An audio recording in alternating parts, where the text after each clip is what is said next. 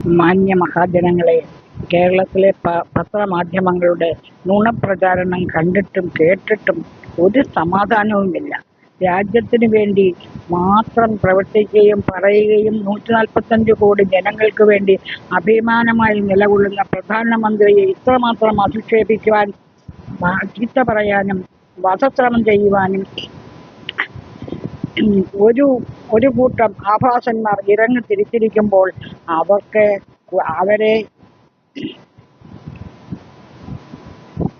അവരെ പൂജിക്കാനും അവരെ ബഹുമാനിക്കാനും അവരുടെ പുറകെ ചാഞ്ചാടാനുമായി ഇവിടുത്തെ കുറെ മലയാളികൾ പോയിരിക്കുന്നു. എന്തൊരു കഷ്ടം! ഇവരോട് പുച്ഛമാണ് തോന്നുന്നത്. ഭാരതത്തിന് വേണ്ടി മാത്രം ജീവിക്കുന്ന ഒരു മനുഷ്യൻ, ആ മനുഷ്യനെ ഈ നാട്ടിൽ നിന്നും പുറത്താക്കാനോ? ഈ നാട്ടിലെ വായുവും ജലവും സ്വീകരിച്ച് ജീവിക്കുന്നവരല്ലേ ഈ മലയാളികളായ ആളുകൾ. കൂടുതൽ വിദേശികളായ ദ്രോഹികൾ നാട് മുഴുവൻ മുടിച്ച് നല്ലൊരു ഭാരതത്തെ ഇല്ലാതാക്കി. ഭാരതത്തെ വളരെ നാൾ അടിമത്തത്തിൽ വെച്ചിരുന്നു. അവരുടെ കാലം കഴിഞ്ഞ് ഒരു വിധത്തിൽ രക്ഷപ്പെട്ട് ഭാരതം ഇപ്പോൾ നല്ലൊരു സമൃദ്ധിയിൽ ഏറ്റിരിക്കുന്ന ഈ സമയത്ത് ഇതിനെല്ലാം ഉപോത്ബലകമായി നിന്ന മഹാനുഭാവനെ ഇല്ലാതാക്കുന്നതിന് കൂട്ടുനിൽക്കുന്ന നമ്മുടെ ഈ മലയാളികളെ ഞാൻ അങ്ങേയറ്റം പുച്ഛിക്കുകയാണ്.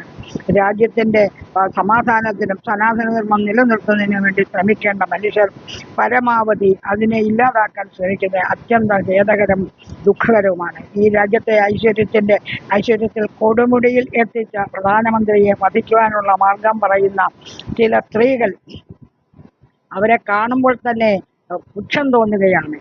രാജ്യത്തിന് വേണ്ടി പ്രവർത്തിക്കുക, ഏത് സമയം രാജ്യത്തിന് വേണ്ടി ചിന്തിക്കുകയും രാജ്യത്തിൻ്റെ ഐശ്വര്യത്തിനും സമൃദ്ധിക്കും വേണ്ടി ലോകം മുഴുവൻ കറങ്ങി എല്ലാ രാജ്യങ്ങളുമായി നല്ല ബന്ധം പുലർത്തി നല്ല വിശ്വാസം പുലർത്തി ഏതൊരു ഭാരതീയനും എവിടെ പോകുന്നതിനും സുഖമായ ഒരു മാർഗമുണ്ടാക്കി ഏതൊരു ഭാരതീയൻ വിഷമഘട്ടത്തിലാണെങ്കിൽ അവരെ രക്ഷിക്കുന്നതിനും മുൻകൈയെടുത്ത പ്രധാനമന്ത്രിയെ വധിക്കാനും പ്രധാനമന്ത്രിയെ ചീത്ത പറയാനും ഉള്ള ധൈര്യം വളരെ അപലപനീയം തന്നെ.